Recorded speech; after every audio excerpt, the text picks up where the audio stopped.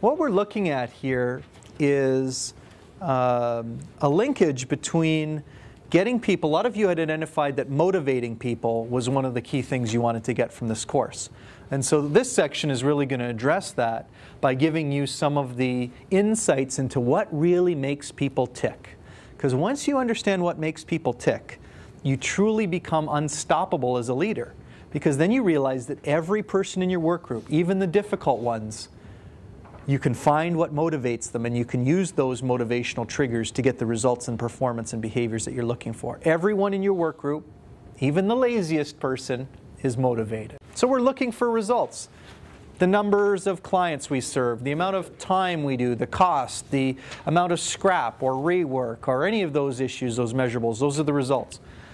To generate a result, something has to happen, an action, a behavior.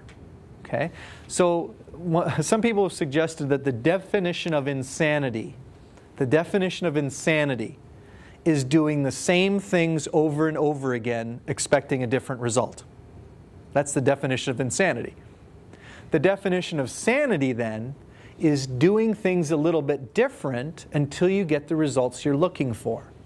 So if you realize that if the results aren't where they need to be, the results are really a function of the behaviors or the actions that people are taking.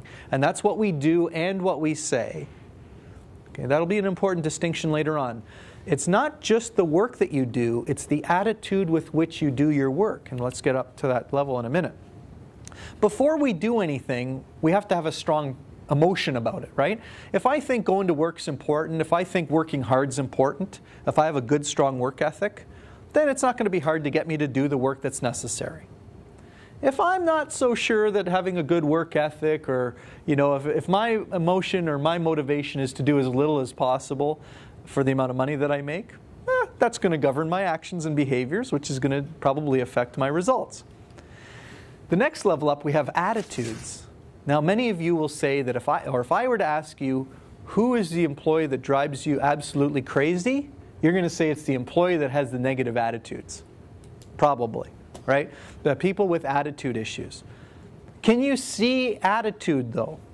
Think about this for a minute. If attitude is really the habit of thinking, how you think about things, can you see it?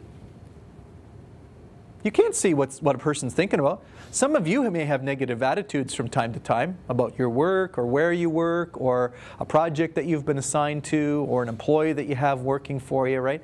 It's quite possible we could have negative attitudes every once in a while, isn't it? If we keep them to ourselves, isn't that okay? It's when we choose to share it with others that it becomes a problem, right? So if our employees have a negative attitude, it isn't so much that they have a negative attitude, it's that they've decided to share it. Then maybe share it regularly and share it in ways that aren't very helpful to other people.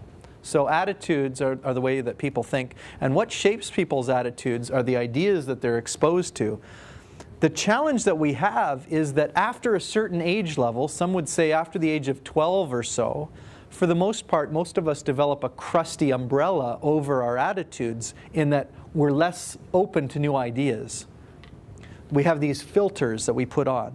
So if you were good enough to get raised with good values up till the age of 12, in terms of how you view work, how you view other people, and so forth, you're going to function fairly well in the workplace.